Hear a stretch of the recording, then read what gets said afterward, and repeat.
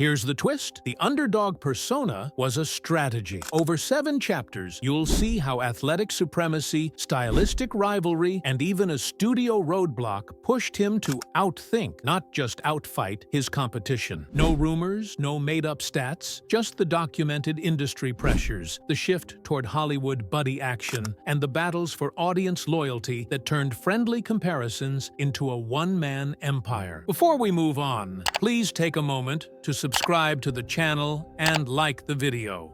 Number 1. Donnie Yen. Two modern titans, same hometown spotlight, but only one sits in the wider public's headspace. So how did Chan stop a technician like Donnie Yen from quietly taking the crown? Yen built a brand on clean precision. EP Man landed with crisp centerline punches, footwork like a metronome, and choreography that felt gym-honed and camera-tight. His later fights layered in MMA cues, low kicks, ground entries, clinch breaks, always tidy, always composed. Chan went the other way. He crashed through clutter, swung off ladders, and turned stray objects into weapons and jokes. When Yen surged off the Ip Man wave, Chan steered into scale and novelty, betting on set-piece surprise over technical neatness. Look at the lanes they chose. Yen's sequences sell sharpness and mastery. Chan countered with volume and risk, stacking bigger contraptions and harder falls in films like CZ-12, then shifting tone with grittier beatdowns in titles like Police Story 2013, and later thriller pivots like The Foreigner. One lane says discipline, the other says durability. That split mattered. Yen couldn't chase slapstick danger without denting his surgeon vibe. Chan couldn't out-drill Yen without losing his scrappy charm, so he didn't try. He separated the brands, preserved the crown, and repeated a playbook he'd used before. Win by rewriting the arena. Number 2. Michelle Yeoh. Super Cop didn't pair a star with a sidekick. It put two leads in the same lane. When Michelle Yeoh vaults into frame, the energy shifts. She times reactions with the same snap, lands gags without mugging, and then drops the kind of stunt that rewrites pecking orders. So how do you stay king when your co-star proves your pain threshold isn't exclusive? Her motorcycle jump onto a moving train became the calling card, but the pedigree mattered too. She already had Hong Kong credibility, then built global reach that later turned into awards momentum. That created a real risk. The daredevil aura people attached to one name could split. The response didn't come as a showdown, it came in framing. Editing and marketing for Super Cop kept the narrative axis on Jackie, even while showcasing parity. The campaign presented her fireworks while reinforcing him as the guaranteed center. How to ride a bike is like how to go, how to speed, how to jump, and that's it. I don't know how to stop. I just learned when I got past point and there was nowhere else to go to jump off the bike, and that was what I did all the time.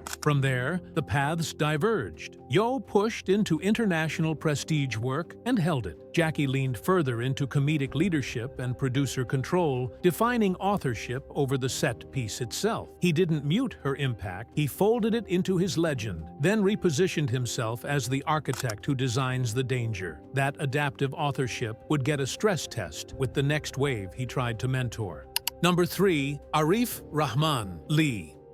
Arif Rahman looked like the hand-picked successor. Young, multilingual, camera-ready, sliding into Chan's orbit during the Little Big Soldier era and later the Kung Fu yoga press circuits. The setup felt clear. Pair him with the master, spotlight the charm, then hand off the keys to a global, family-friendly action comedy lane. Industry talk pointed at a relay. The baton never moved. Studios expected a fresher face to scale overseas while keeping mainland growth, but the runway kept narrowing. Box office narratives around Little Big Soldier credited stability to Chan's pull. Kung Fu Yoga leaned on brand familiarity and cross-market promotion. The numbers conversation kept circling back to whether Arif added reach or rode shotgun. Without a clear international spike tied to his presence, momentum slowed. Inside Chan-led productions, screen time economics favor the mentor hero at the center. Action beats, reaction shots, and punchline framing tilt toward the established draw. In co-productions aimed at mainland returns, marketing steers toward the sure thing, which limits room for a new Pan-Asian breakout. Arif became the promising co-driver, not the new flagship. The result served the brand. The protege glow strengthened Chan's mentor image while quietly removing the need for a replacement. Next came trials where credibility wasn't inherited.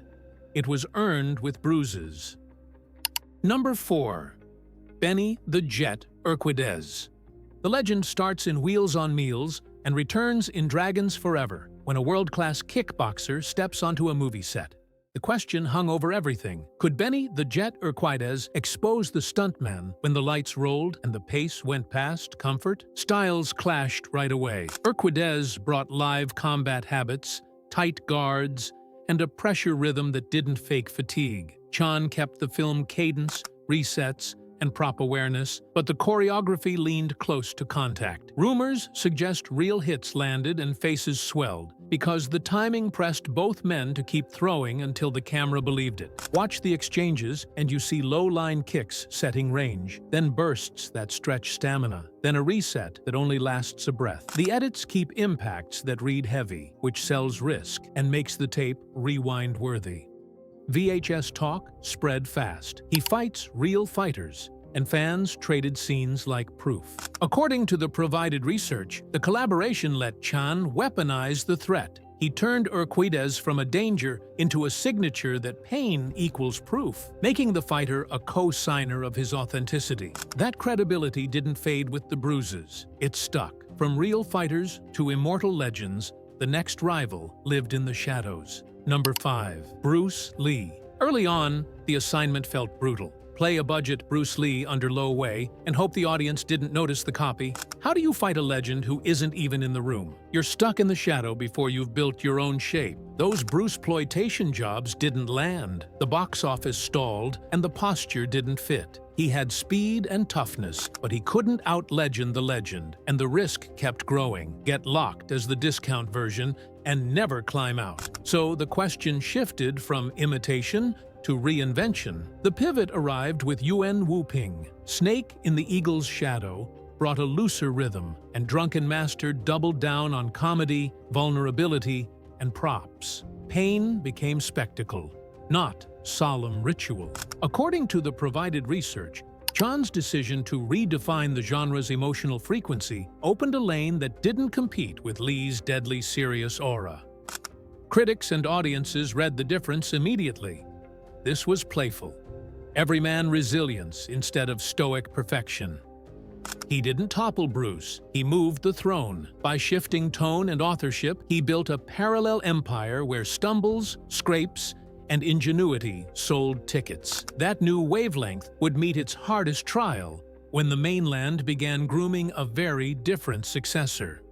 Number 6. Jet Li. Two global stars, two philosophies. Jet Li moves like a fable. Wushu lines, controlled power, a face that treats combat like ceremony. Jackie sells bruises and problem-solving, turning sets into obstacle courses that fight back. The race for the 90s to 2000s crown felt like grace versus grit. Jet's climb ran through Shaolin Temple and the Once Upon a Time in China era, then grabbed Hollywood's spotlight with Lethal Weapon 4, Romeo Must Die, and the prestige glow of Hero. The threat was simple. His technical purity and serious tone carried authority that travels well. Awards chatter follows that vibe. The counter came from a different angle. Rush Hour exploded as a buddy comedy play that widened age ranges and TV syndication. The humor worked worldwide, and the fish-out-of-water rhythm made the fights easier to replay at home. While that rolled, the Hong Kong cred stayed loud, ladders swinging, glass shattering, buses stopping on a dime, each set piece a calling card that said, "The pain is real." Art house circles kept praising Jet's legacy-defining turns, while family audiences kept buying Jackie's four-quadrant promise. Prestige stayed with Jet, the empire sat elsewhere. And before either style could scale, one power broker held the keys and tried to lock a very different version in place.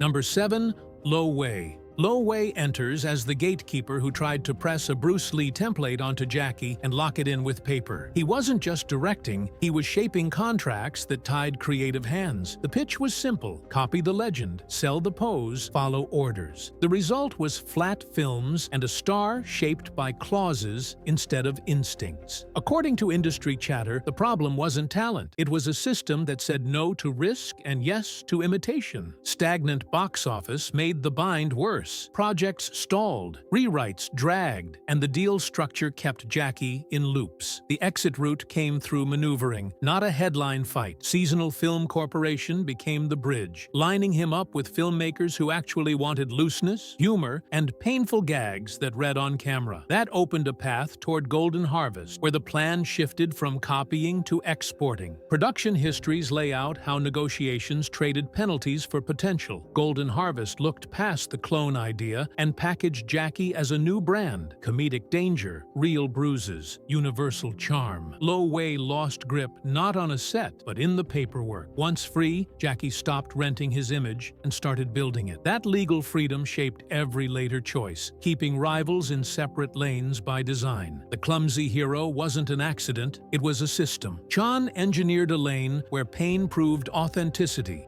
Contracts protected authorship, and genre shifts split audiences so rivals couldn't overlap. That's why The Crown stayed put.